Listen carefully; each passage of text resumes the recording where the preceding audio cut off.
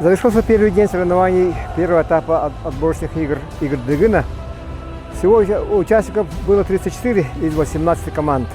Так, прошли 3 вида спорта. Это первое прыжки, 3 по 3, затем тутумергир и масс-рестлинг. По итогам первого дня соревнований лидеры вывелся с 13 очками Владимир Федоров, это Нюрбинский район. На втором месте идет 17 очками Айсен Батуев, Верхнеудинский, Тиркис. И на третьем месте идет 23 очками Артем Вардаян, Намский район. Вот выявились пока 3 лидера, но это только завтра еще 4 вида соревнований. Так что все впереди. Ждем завтрашних результатов.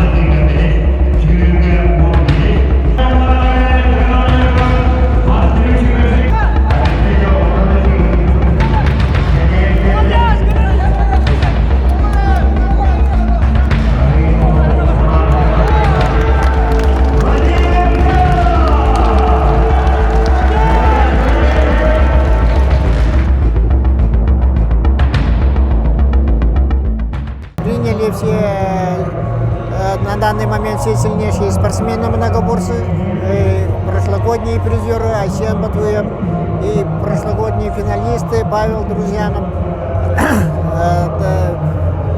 Артем Варданян. Но борьба была очень такой тяжелой. Ребята выложились полностью. Второй этап пройдет 24-25 мая в село Намцы. Там ожидается тоже приезд сильнейших многоборцев, участие тоже Антона Тайтонова, Петра Старосина. Поэтому будет там тоже очень напряженная борьба. Все любители с нетерпением ждут этих событий. По итогам 7 видов спорта на первое место вышел Айсен Батуев из Верхнеуральского района. У него 39 очков. На втором месте Павел Друзьянов, 48 очков. Он из Чевертинского района. Третье место Владимир Федоров, 53 очка из Нюрбинского района. И на четвертом месте Никитий Колесов из Кобяи, у него 60 очков. И на пятом месте Уварский Алексей, тоже из Кобяйского района, у него 66 очков. Вот выявились 5 участников на финальном этапе игр Дыгына, которые пройдут в конце июня месяца в городе Якутске из Хатынь.